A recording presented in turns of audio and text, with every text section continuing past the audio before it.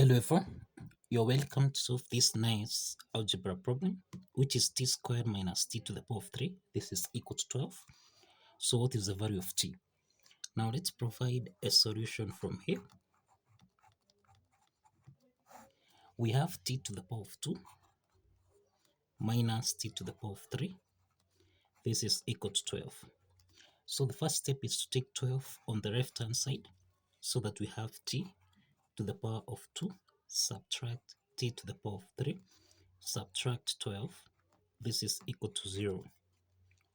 So we have t to the power of 2 minus t to the power of 3 subtract 12, which is subtract 8 minus 4. This is equal to 0. Now we have t to the power of 2 minus t to the power of 3 subtract 8, which you can express as 2 to the power of 3 minus 4, which is 2 to the power of 2. This is equal to 0. Now, since we have t to the power of 2 and 2 to the power of 2, we can express this as t to the power of 2 minus 2 to the power of 2 subtract t to the power of 3 minus 2 to the power of 3. This is equal to 0. So we have t to the power of 2 minus 2 to the power of 2 subtract t to the power of 3 minus 2 to the power of 3. This can be expressed as t to the power of 3 minus 2 to the power of 3 divided by minus 1. This is plus 2 to the power of 3 cross the parentheses. This is equal to 0. So we have got two parts here. We have t squared minus 2 squared. This is in the form of a squared minus b squared. This is the difference of two perfect squares. And then we have the sum of two cubes here, expressed as a to the power of 3 plus b to the power of 3. So we have that a to the power of 2 minus b to the power of 2. This is the same thing as a plus b multiplied by a subtract b. Now we have that t to the power of 2 minus 2 to the power of 2. This can be expressed as t plus 2 multiplied by t minus 2. Now let's call this as the first part. And then we have the sum of two cubes, which is a to the power of 3 plus b to the power of 3, which we can express as a plus b. Then we have a to the power of 2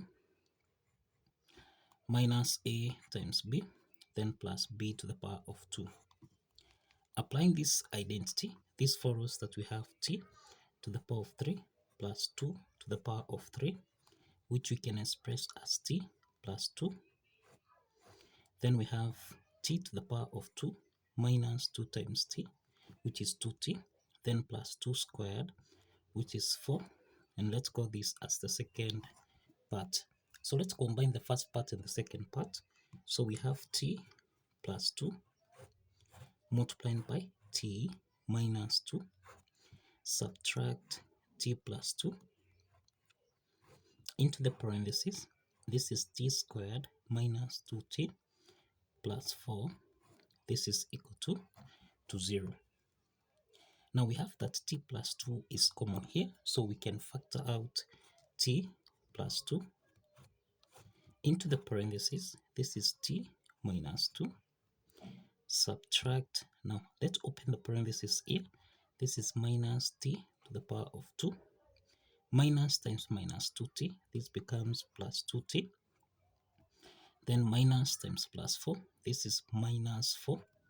Cross the parentheses. This is equal to 0. So we have t plus 2. Now here we have t plus 2t. This is 3t. Then minus 2 minus 4. This is minus 6. Subtract t to the power of 2. This is equal to 0. Now we have got two parts here. We have t plus 2. This is equal to 0. Then the second part, we can rearrange this equation as minus t to the power of 2, then plus 3t, subtract 6. This is equal to 0. From the first part here, we have that t1 is equal to negative 2. This is the real solution here. Then the second part here, let's multiply everything here by minus 1. So minus t squared times minus 1. This is t squared plus 3t times minus 1. This is minus 3t minus 6 times minus 1. This is plus 6, and this is equal to 0.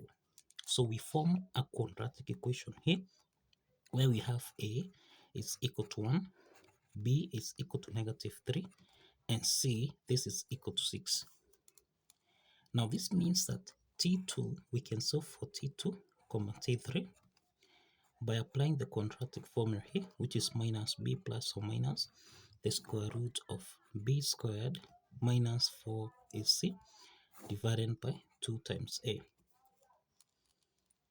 Now, let's substitute the values of a, b, and c into this formula.